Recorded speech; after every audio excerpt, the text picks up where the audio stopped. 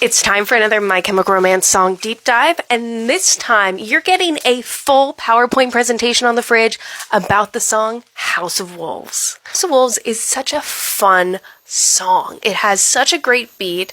Now, this is one that they've played a lot of times. They played it 325 times, but keep in mind, when they were doing the Black Parade tour, they played the full album except for Blood every night.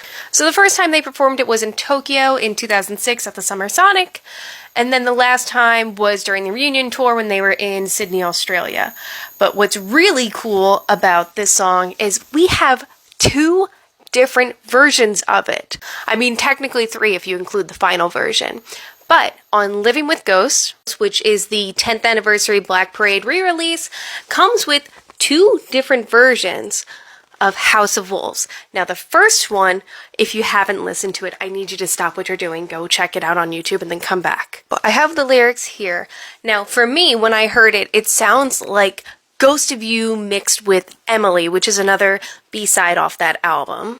But it's this very slow and haunting melodic song versus the upbeat jazzy song we ended up with.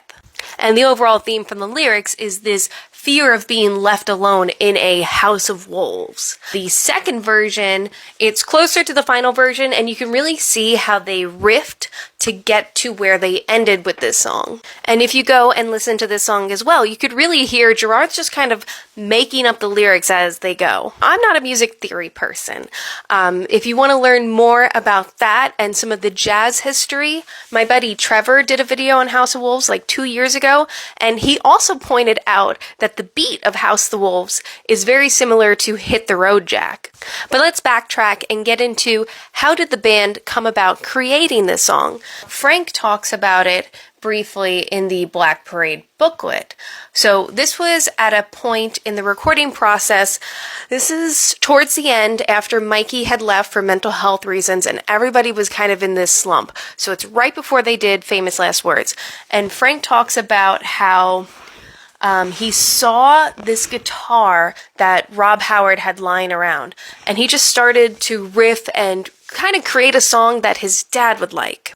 And Frank goes on to say how it makes him smile knowing that a song written for his dad got the band's creative juices flowing again.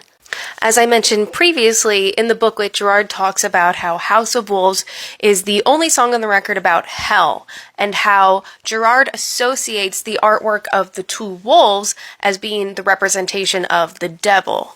When this album was released, they had a track-by-track introduction commentary released on iTunes, and in this, we got to learn a bunch of really cool stuff about House of Wolves.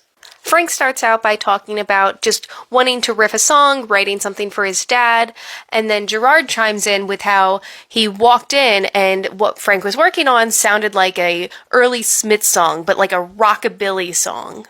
And then Gerard says the initial vocal melody went very Morrissey, and that's where we got that first version of House of Wolves. And then Gerard goes on to say, we kind of just kept building on it from there, and we ended up with all these really great sections we always wanted to use in songs, like this almost pseudo-Detroit Rock City section, and then this middle section, which is just this ripping kind of, I don't even know, rhythm blues. Mikey goes on to describe it as Motorhead and the Stray Cats hanging out at a jazz club, and House of Wolves would be the song that plays on the jukebox. Then Ray talks about how once the lyrics started to become more about hell and sin, it reminded Ray of this Looney Tunes cartoons because he was just imagining this jazz club that's all fire and brimstone. Now, the Looney Tunes cartoon Ray was referencing is called Three Little Bops, which is a jazzy version of the Three Little Pigs. But in it, the wolf dies and ends up playing jazz in hell, as you can see in that clip. But how does this all tie in to the concept of the album?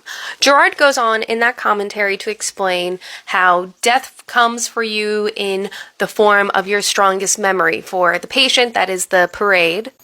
And Gerard goes on to say that with House of Wolves, this is where Gerard felt that maybe the patient was getting very afraid that he was going to go to hell. Like, he wasn't sure where he was going, but he was pretty sure he'd end up going to hell.